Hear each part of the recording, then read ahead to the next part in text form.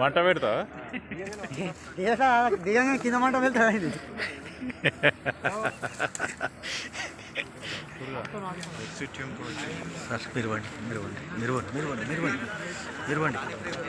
Sir మీరు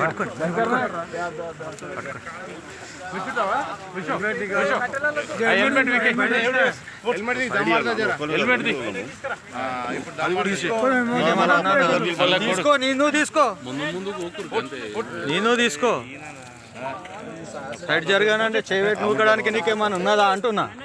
కూర్చో నాయక్ భయ్యా ఓ బ్రదర్ చేయబెట్టి ఇట్లా అంటున్నాడు. తీసుకో నువ్వు తీసుకో, నేను తీసుకుంటాలేమా. తీసుకోరాదు ఎందుకు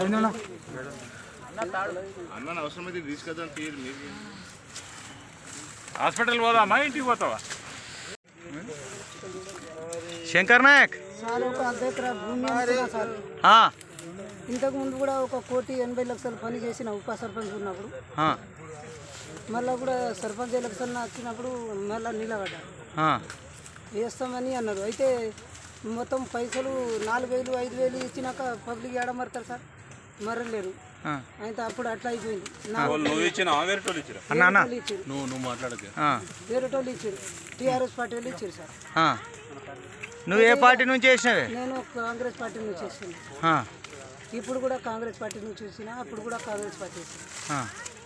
అయితే ఇప్పుడు ఏమైందని అంటే ఆ బ్యానర్ పేపర్ కొట్టించుకొచ్చింది సార్.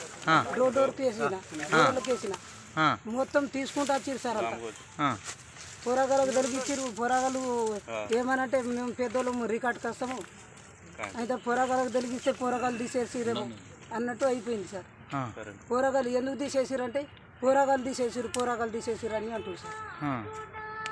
నేను పిలిచిన మందిని ఆయన నా ముంగటికెళ్ళి అయితే తీసుకోపోయి ఊంచుకోపోతున్నారు సార్. నాకు ప్రచారంకు కూడా తిరిగనిస్తలేదు సార్ వాళ్ళు. ఇప్పుడు ఓళ్ళు పోటీ చేస్తారా? మీ భార్యనా నువ్వా? మా భార్య సార్. దేని గురించి ఇంతగానం మళ్ళీ నువ్వు టవర్ ఎక్కవలసి వచ్చింది? ఇది వీళ్ళ ఈ టీఆర్ఎస్ బాగా జులుంతో చేసి 4,000 ఓటు, 4,000 ఒక ఓటు, 3,000 ఒక ఓటు కొని ఒక్క ఓటు కూడా రాకుండా చేసిరు సార్ నాకు. ఇంతకు